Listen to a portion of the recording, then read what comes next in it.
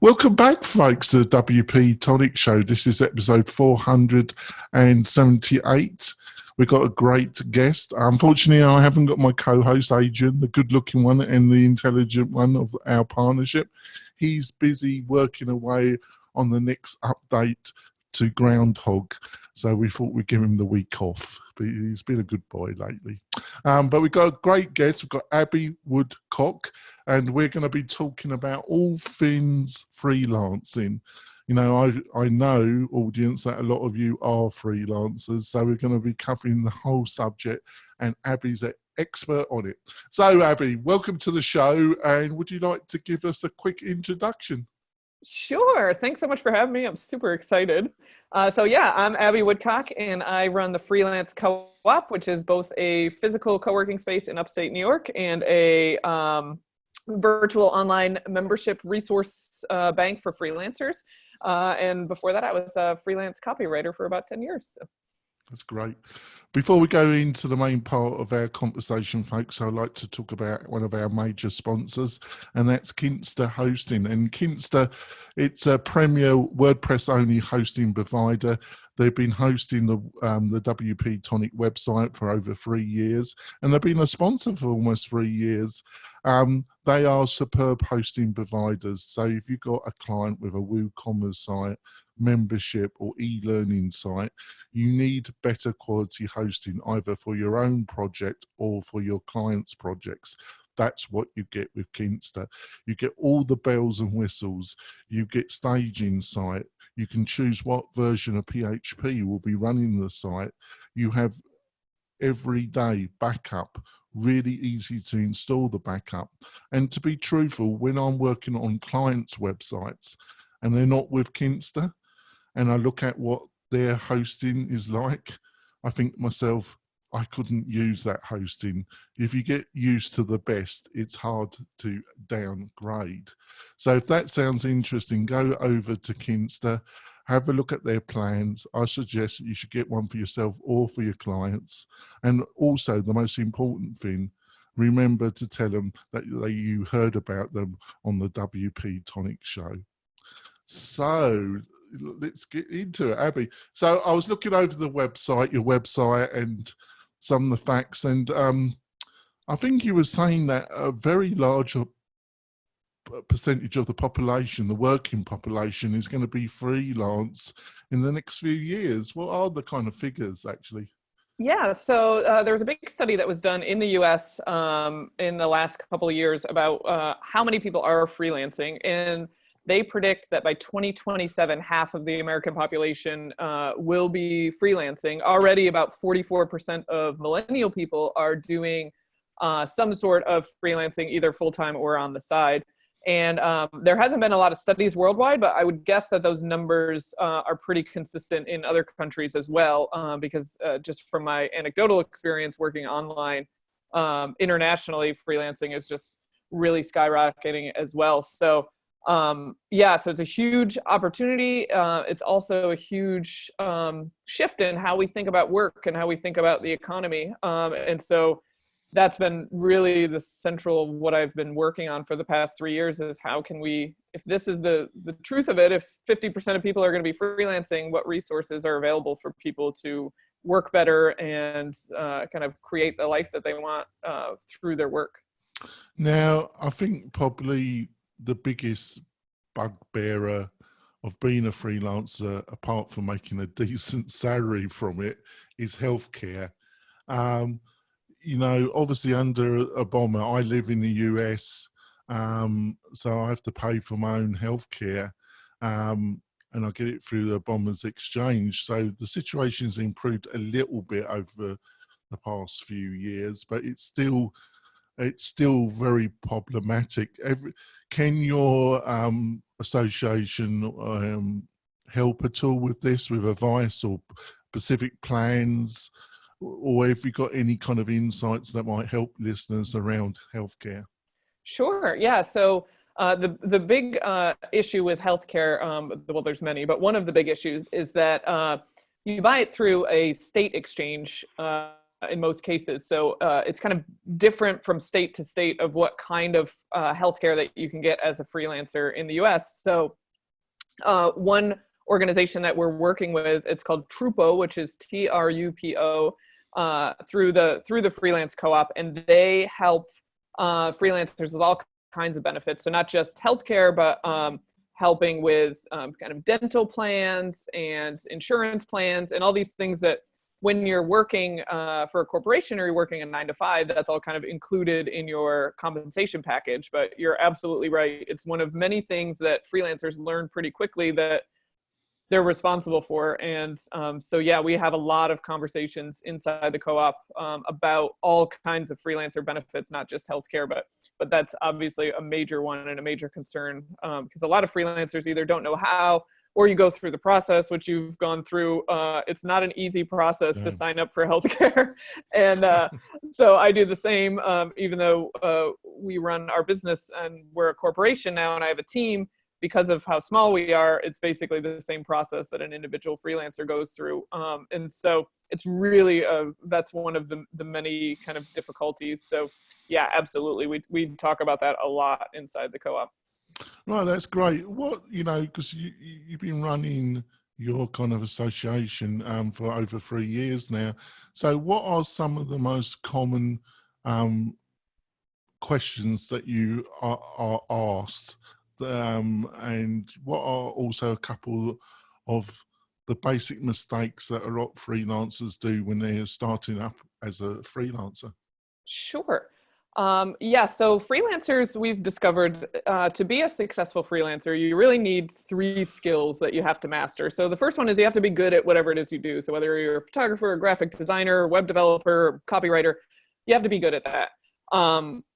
So you have to build those skills. Number 2, you have to learn how to find clients and close those clients, which is a whole nother skill set. And number 3, you have to learn how to run a business, which most freelancers, especially creative freelancers, which is the majority of our co-op members, they focus on the craft, right? They learn that they can get paid to do something that they really enjoy doing, whether it's development or design or writing.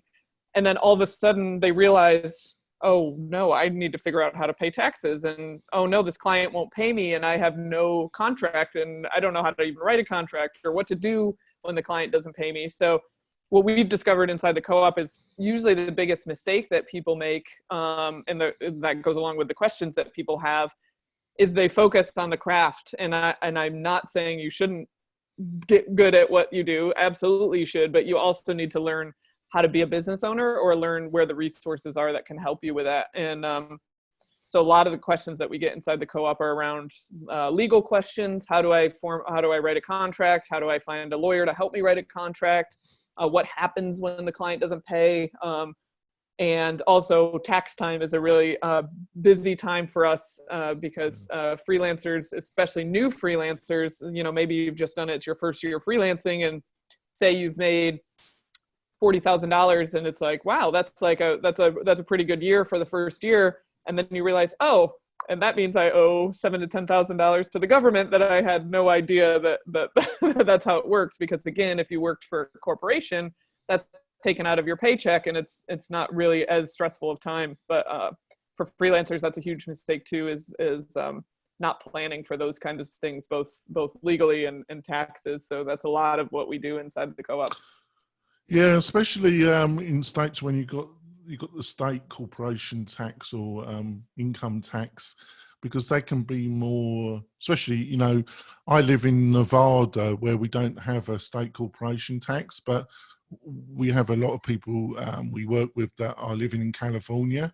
Yep. And the California tax, state tax collecting can be more aggressive than the federal, I understand. Yeah. Absolutely. New York is the same way, which is where I live. So yeah, New York and California are big ones with state taxes. They are much more aggressive than the federal taxes. And in some states, even you have to pay sales tax on certain types of services. So there's a couple states where if you're a graphic designer, for example, that you have to charge your clients sales tax and then pay that sales tax to the government, so to the state government. So it can get really, really confusing really, really quickly. Mm-hmm. Yeah, you have to watch that, folks. So the other side of it, the business side, but then you got the sales side. So you got any insights that you've observed through your 3 years when it comes to advising freelancers around sales? Sure. Yeah. So this is a big issue as well. Is like, okay, great. I have this skill, but now where do I find clients? And even when I find them, how do I turn them into clients? How do I have a sales call, for example? And I think one thing, especially creative freelancers, because they tend to be a bit introverted. So sales is a really difficult process for them. And one way that I'm actually in San Diego today at an event, live events has been a huge way that that I found clients, and that we coach people through finding clients at live events and how to have those conversations. Really, it comes down to making sure that you follow up with anybody that you talk to. So just like you would in marketing with your leads, you'd send them emails and you'd follow up. And it's really important to do that with your prospective clients as well. And I think that if I could give one tip about better sales as a freelancer, it's following up and keeping in conversations with your leads and staying top of mind. Even if they're not ready for your services, you never know when they're going to meet somebody that would be interested in what you're doing, or they're suddenly going to have a need and you're going to be the first person that they think of. I think also it's one of the great benefits that a lot of people don't realize in working at a co-working facility, isn't it? Yeah, for sure. We just had a really great project that we did. The mayor of the town that we're in, which is Oneida, New York, came to the co-op and said, hey, we want to do this promotional video for the city. We have no idea where to start. Well, because of the co-op, we had a videographer, we had writers, we had editors. And so we kind of supplied all those people through our space to the mayor's office and did a project together. That's why it's called the co-op. We do projects together, but yeah, getting out and just, I hate the word networking, but being in communication with other freelancers, both in your industry and out of your industry. A good friend of mine is a graphic designer. Like I said, I was a freelance copywriter. We would refer projects back and forth all the time because a lot of the graphic projects that he needed writing support. And when I did writing, I needed graphic support. So, having those kind of tandem industries and making friends with people in those industries is always a really good way to find those referrals as well. And also the kind of isolation element that can come from freelancing, especially if you're used to working at the kind of 9 to 5 kind of corporate or digital agency that's got a physical office, and then you go freelance, and it can be very isolating, can't it? Yeah, absolutely. That's a huge thing. We had this conversation yesterday. I had a small workshop that we ran yesterday, and that was a huge topic of conversations, was just like the mental side of it, which is, comes a lot from the isolation of like, is this normal? What I'm feeling a little bit lonely. Nobody understands. I joke all the time. My mom still has no idea what I do for a living. And so having those conversations with, friends and family, like a lot of times they just don't understand. And so, having friendships, I have a good friend named Chris, who's a copywriter as well. We talk almost every morning on audio message through Facebook, just because it's just somebody to check in with that understands what we're going through and the ups and downs and the frustrations with clients and all that stuff that, friends and family don't always understand. So having a space that you can either go to and have those conversations, or just people that you've connected with that, can relate to what you're going through, for sure. That's great. We're going to go for our break, folks. When we come back, with Abbey's help, we're going to be delving a bit more into the whole business of freelancing. We'll be back in a few moments, folks.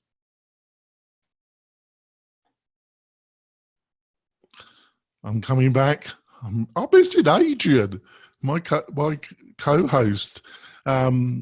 You'd be asking much better questions of Abbey, but I don't think I've done too bad. How have I done so far, You've Abbey? been great so far. I don't think I've done too bad. I'm notorious, Abbey, for my very long-winded multi-point questions. I love So it. I've been trying to keep them very focused and one question at a time, rather than giving you a 3-minute question with 5 elements to it, right? But I am notorious for it. So I don't think I've done too bad in my books. So, so you're based in New York, so I've got to bring this up, WeWork, you know, and them collapsing. Was you that shocked? You know, you're in that business, so was there rumours around? And I am going to do a multi-point question. I'm sorry, Abby, I'm going to go for it. And That's all right. And the second, and the second point is how should somebody choose the right co-working facility? Have you got any tips and insights? Sure. Yeah. So WeWork was really interesting because a lot of times when I explained what the co-op was and our vision, because we're in one small town right now, but our long-term vision is to provide resources for freelancers in small towns across the US. And so eventually we'd like to do that. And so when I would talk about it, I would say, you know, kind of like WeWork. And obviously that's not a great comparison anymore, but there was a couple things with WeWork that I think have been actually really helpful and kind of a case study for me as I grow the co-op.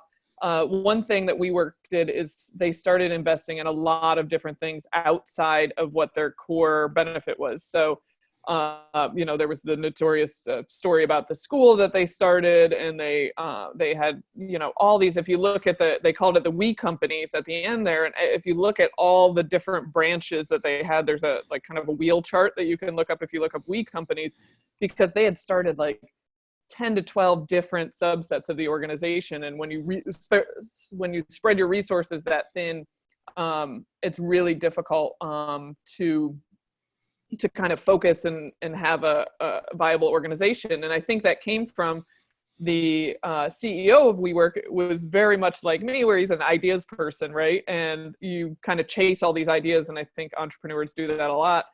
I'm lucky to have a business partner that is very operations focused. So I'll have an idea and he'll kind of back me up and say, okay, well, that's interesting. Let's look at it practically. And I think it's really important, if you're an ideas person, to have somebody that can do that, because I always say if he ran the business himself, we'd never grow. If I ran my business myself, like, we'd run out of money really quickly, because I like our first office, I wanted to buy a building before we even had proof of concept. And he said, that's probably not a good idea to buy a building quite yet. So I understand kind of how that would happen in WeWork.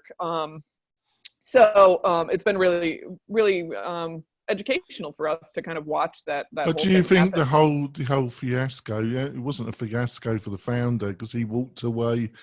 Looks really he hasn't been punished at all. But that's a totally separate. Separate question. But in general, do you think what happened to WeWork has kind of really damaged the reputation of co-working in general, or do you think it was a big story and it's soon forgotten? Well, I think definitely, yeah. So as far as when it comes to getting capital and getting funding for businesses, which we have just actually started exploring this year, when there's a big story like that in an industry, it really does kind of damage the industry in the eyes of investors, in the eyes of banks, because they're like a little wary to see until the industry kind of flattens out. So I think for sure, but I think co-working in general is going to, especially as freelancing grows, co-working is going to grow as well. And the other part of your question about choosing a co-working space, you know, I think co-working is so important for freelancers. I love working from home. I work from home a lot, but you need to get out there and you need to, you know, be in a space that allows you to, number one, be away from home and all the things like laundry and dishes and grocery shopping that pull you away from work. And also, like you said, working alongside other people in similar and adjacent industries.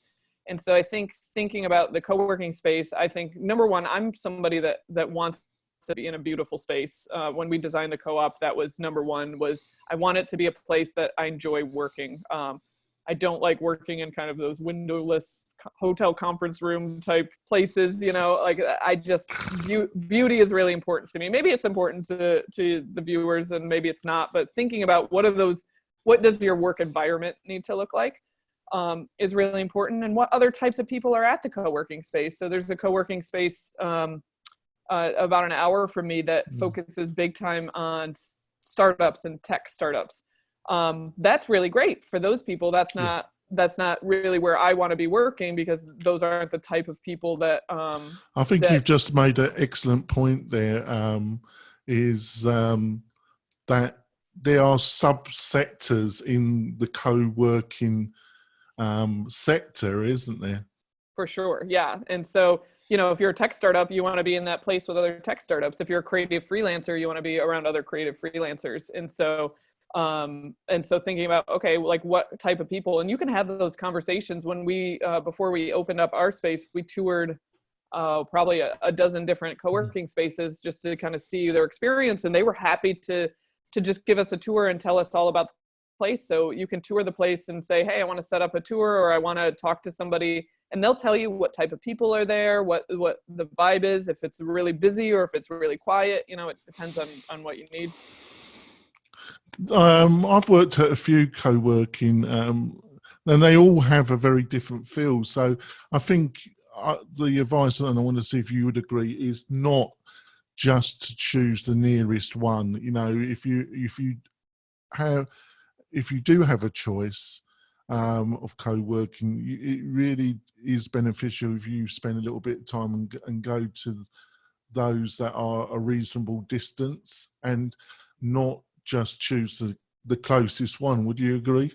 Oh, absolutely. Yeah. The environment is so important, and especially in creative fields or fields where you want to be in a place where you feel comfortable and where you feel good to work at. So yeah, I would, advise anybody to tour a couple different ones and see what they feel like and what the kind of vibe is. I'm not a woo-woo person, but places have energy. And so what the energy is when you walk in and when you sit to work.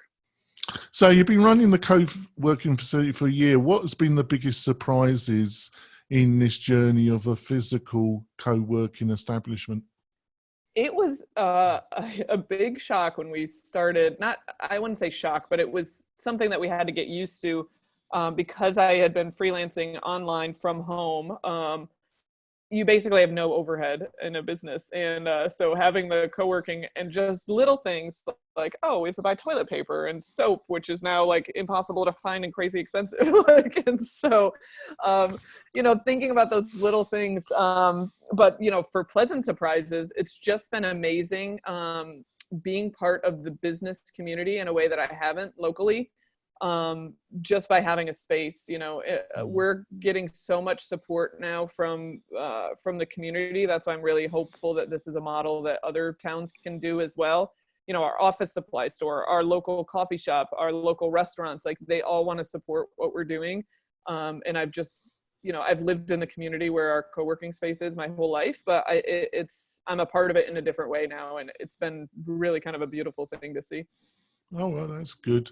So when it comes to actually women working at co-working, childcare can be, especially preschool, it's extremely expensive in this country, and it's very expensive in Britain as well. Do you think there's any possibility that some co-working facilities might be able to help with that in some way, or offer some discounts, or what's your views about that in general? Yeah, absolutely. So the reason that I started freelancing was I had 2 kids and I wanted to be home with them. And so freelancing has allowed me to before my kids were in school, they're 12 and 10 now, but before the kids were in school, it allowed me to be home with them. And that was a huge part of it. But getting out was really difficult. And I know that there are a lot of co-working spaces, especially the bigger ones, that actually offer childcare as part of it. And so yeah, if that's a factor, absolutely. I've been there with that struggle for sure, and kind of weighing, what are those costs, and is it worth having childcare for a day so you can get out and work once a week, Sometimes it is, and sometimes it isn't, depending on the economics of your specific area. But yeah, co-working, I think some spaces are really looking into that, because it's really important to be around other adults, to be around other professionals when you're a parent of young children. It's kind of exhausting to have the only person-to-person contact that you have in a day be with a 2-year-old, you know. So have you also, another area, you know, some of the more progressive and more established co-working facilities I've worked at, Abbey, have also tried to build relationships with colleges and schools as well. Is that something you're looking to do, and how important do you think that is? Yeah, so to kind of, you know, broaden out the topic a little bit. So the reason that we started the co-op in the town that we did, like I said, I grew up in that town, is small towns across the US, and especially in the Northeast, which is called the Rust Belt, which is where I live. A lot of these small towns had manufacturing, and they were built around manufacturing. In Oneida, it was built around silverware. When manufacturing left, the town kind of suffered, and a lot of the most ambitious, smartest people have left to go to bigger cities. And we saw an opportunity. I've lived and worked in my community my whole life. The last decade, I made a really, really good living as a freelancer, and started to realize this is a huge opportunity for small towns if they provide resources for freelancers. Because freelancers can work from anywhere, and the cost of living is low. It's a great place to raise a family, all these things. And so now thinking about it in the, you know, colleges and high schools even, you know, I went to career day when I was in high school, and they talked about what it was like to be a lawyer, and what it was like to be a doctor, and what it was like to be work in banking, and all these kind of corporate jobs. I never heard about freelancing when I was in high school. No. And now we are, you know, starting to form these partnerships with the local schools, so that on career day we say, hey, here's another option. You can stay here in town. You can work online. You can do creative, you know, creative services. You can be a freelancer. There's all these other options. And so as the freelance economy grows, I think you're going to see more and more of that in high schools and colleges, that the co-working spaces obviously have an investment of forming these relationships, because these become clients later on. But bigger than that, I think supporting the freelancing community and making creative freelancing a sustainable career path for somebody in high school or college is a huge passion of mine. We're going to wrap up the podcast part of the show. Abby's agreed to stay on for another 10 minutes, which you'll be able to watch on the WP-Tonic website with a full transcription and links to some of the things we've discussed during the show. So, Abbey, if people want to find out more about you, what you're up to, and your co-working facility, what's the best way to find out more? Sure. The best way to find us is at freelancecoop.org. So there's no dashes in that. So it's spelled kind of like freelance coop. So freelancecoop.org. They can find out about our physical location in upstate New York, and also our online membership, which provides resources like legal templates, tax training. We do monthly live stream trainings on topics related to freelancing and business. So all of that is at freelancecoop.org. And if you want to support the show, folks, the best thing is go to the WP-Tonic website and join our monthly newsletter. We've totally revamped it for 2020. It's a combination of some e-learning stories with a lot of WordPress latest news stories and plugin recommendations that come from my panel from the WP-Tonic Roundtable show that we do live every Friday at 8:30 a.m. Pacific Standard Time, and you can watch that on the WP-Tonic Facebook page, or download it from the YouTube channel. But that would be the best way. And also, if you do that, you're automatically entered into our monthly prize draw. That means that at the end of each calendar month, we take one new subscriber, and they win a prize up to the value of $100. That's not bad, is it? Going to be even more if one of my sponsors gives us a license to one of their plugins. It can be a lot more. So that's not a bad thing to do, isn't it, listener viewers? We'll be back with another great guest, hopefully with my great good looking and intelligent co-host as well next week. We'll see you soon, folks. Bye.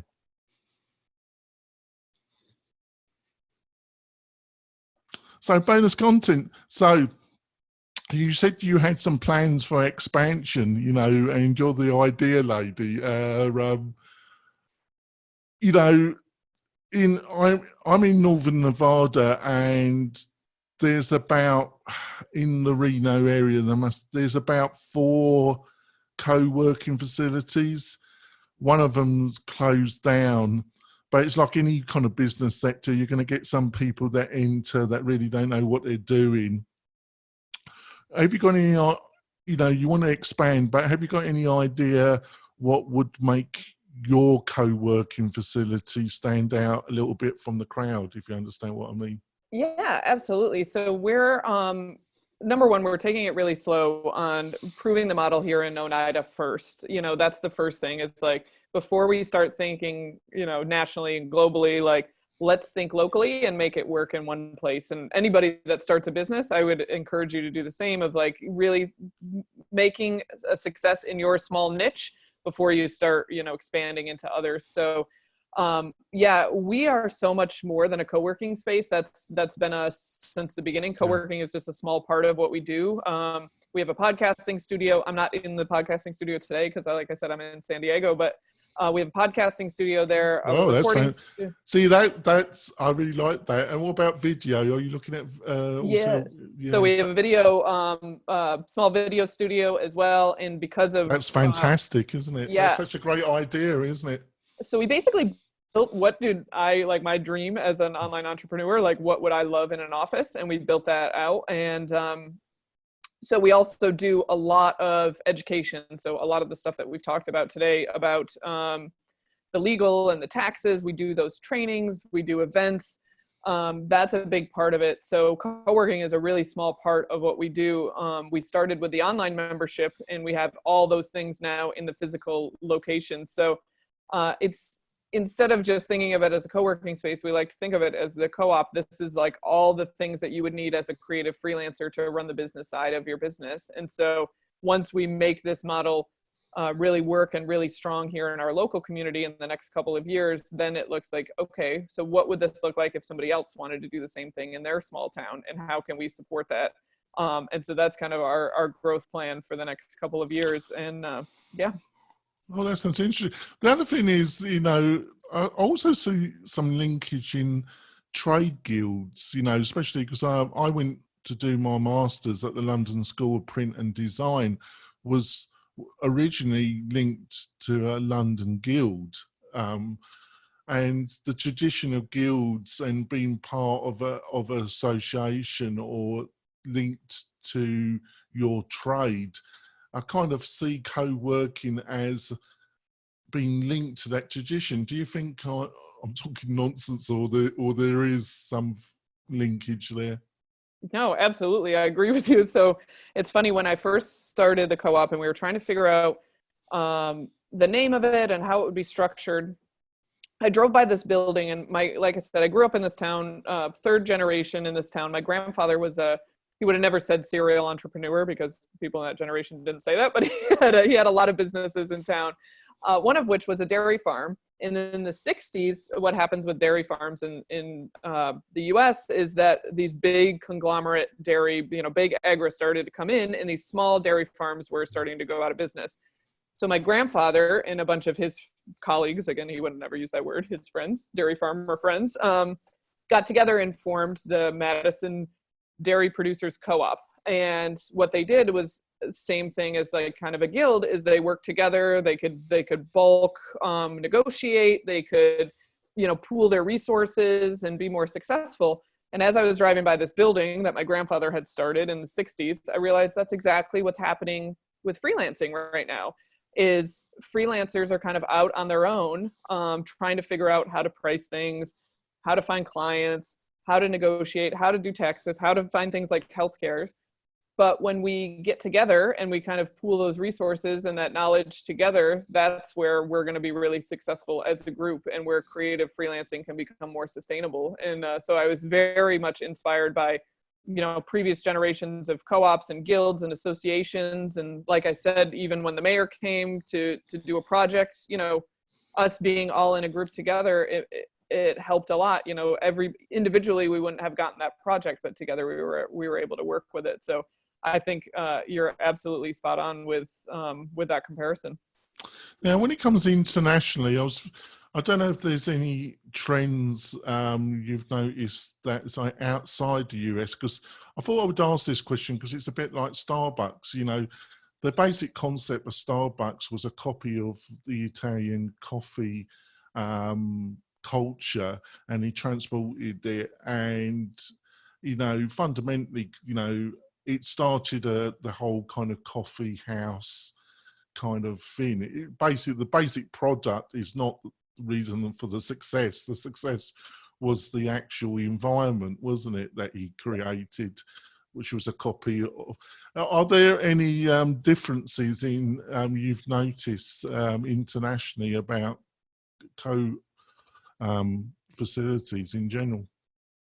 So I think the big thing, and so I haven't researched a lot of physical co-working spaces internationally, but as far as freelancing internationally, has been really interesting because it varies so much on the laws and the taxes and the benefits and all these kind of things depending on where you're located in the world, and you know, what the government provides or doesn't provide, or what the laws are that you know, regulate. So that's been really interesting because we do have a lot of international members in our online program. So when we do legal trainings and tax trainings, that's been really interesting to learn. Like, well, you totally also different. I'm sorry to interrupt, Sure.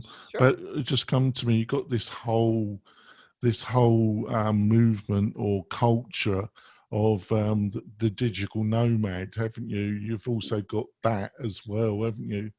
Yeah. So in our online program, we actually did a huge training section on travel and being a digital nomad and how to find places that are good for working and are good tax wise for being a freelancer. This was an education for me. Like I said, I started freelancing because I had a family. So although we travel a lot, I've never been somebody that has, you know, taken a year to travel the world. It's just not been feasible for me, but a lot of our friends and colleagues have. And so we talked about what are their experiences and what happens if you're a US citizen and you're out of the country for 8 months out of the year. What are the tax implications of that? And what are what kind of things should you look for? Like, good Wi-Fi is like, sounds basic, but not everywhere has a good Wi-Fi that you might want to travel, even though it's really cheap to live there. There's no infrastructure, or taking meetings, or getting on flights, or, you know, all these different things that come into play. So that's been something that we've talked about quite a bit in the online program, because we do have a lot of international members and even US citizens that travel the majority of the year. So the worst place I've come across is Canada. Because especially if you're dealing with Rogers, I think it's Rogers, they're terrible internet, actually. Awful, Abbey. I've been to South America, I've been to Chile, really fantastic. Uruguay, really good.